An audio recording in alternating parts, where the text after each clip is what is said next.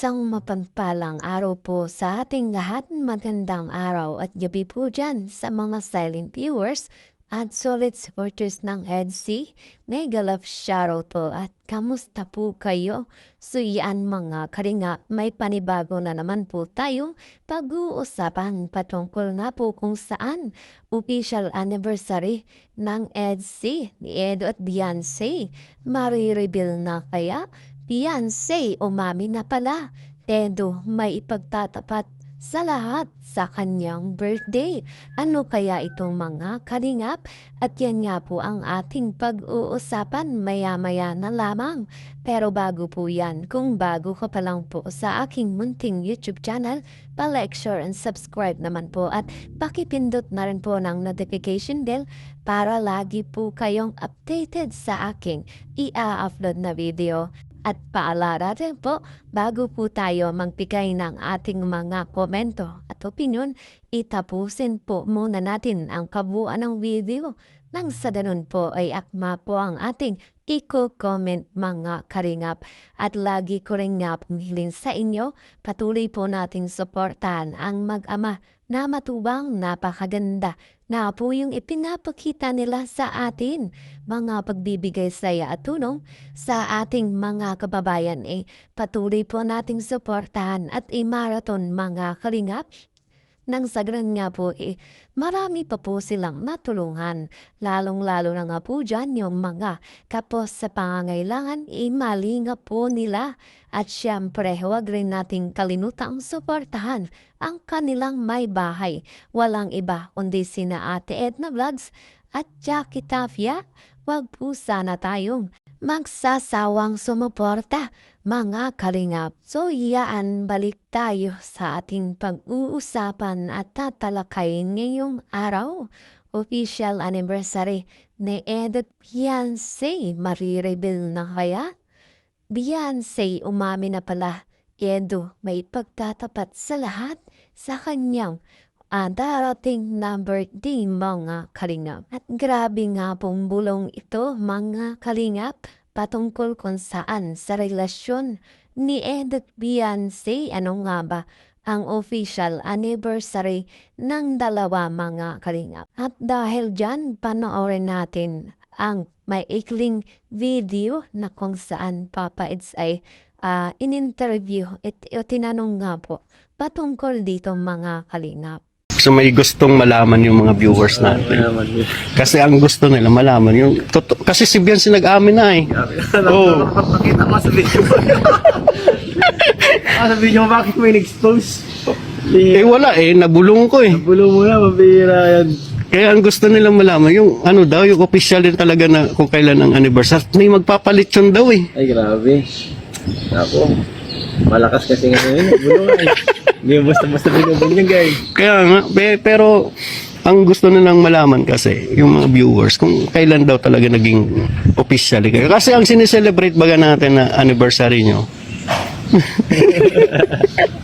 yung anong tawag doon? Ha?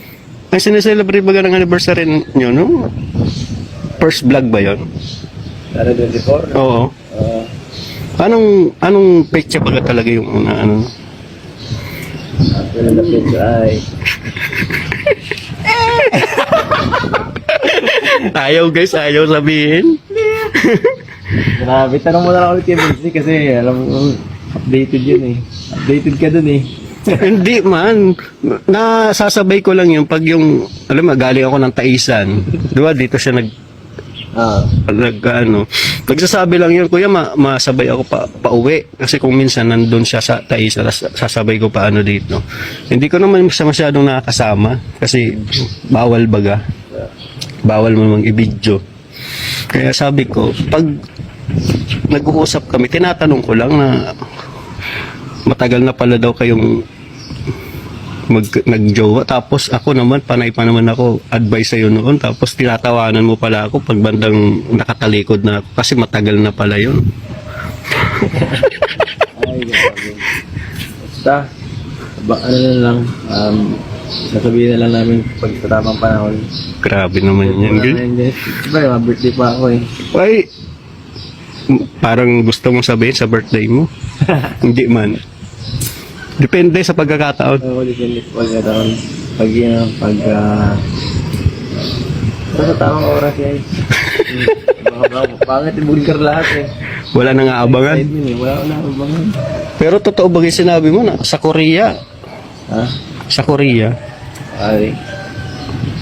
May mga nabasa kasi ako, sinabi mo daw na baka doon na kayo ikasal sa Korea eh. Sabi ko, di ko alam. Bahala kasi Eds dyan kung anong desisyon niya. Malay na yun. Ay, grabe. Malay na yun. Mahal tayo na simbahan na ng pang-Korea.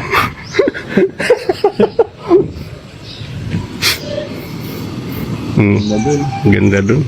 Pati yung totoong anniversary, ayaw pang sabihin kung kailan talaga. Ang gusto kasi nila yung ano officially talaga na kasi yung sinicelebrate baga natin unang vlog ng Gusto na yata ano pa eh, nakadocument pa eh. Pero pa yata ng mayor. West, minsan daw nakita kayo ni Beyonce sa ano saan yun? Nung kumuha ng Sinomar ba yun? Ewan ko lang. Ewan ko bakit na ano yun? Sinomar. Bihira siya nag-update dyan. Si Kuya Jens daw. Nakita Kuya Jens. Pambihira si Kuya Jens ah. Ano ni Kuya Jens ah. Grabe mag-espiya. Grabe, sabi ko, bakit na punta sa kay Kuya Jens, kay Jomcar yung inaano, no? Ba't napunta sa EDSI? Eh, natsambahan daw na nakita kayo doon. Pambihira. Nakinuha lang guys. Grabe naman talaga itong si Papa Eds natin. Talaga namang marami pala tayong aabangan pa sa kanila ni Beyonce. At patungkol nga po dito sa kanilang kasal, talaga namang meron pala dapat tayong aabangan dito sa kasal nila mga kalingap. Kung kailan man yan, Papa Eds, ay amin nga pong aabangan. At syempre alam namin merong mga kaganapan na kayong dalawa ay ikakasal ni Beyonce. At dito pa nga po ay talaga namang napasingit pa yung pagkuha ng Sinomar ni Ed Beyonce.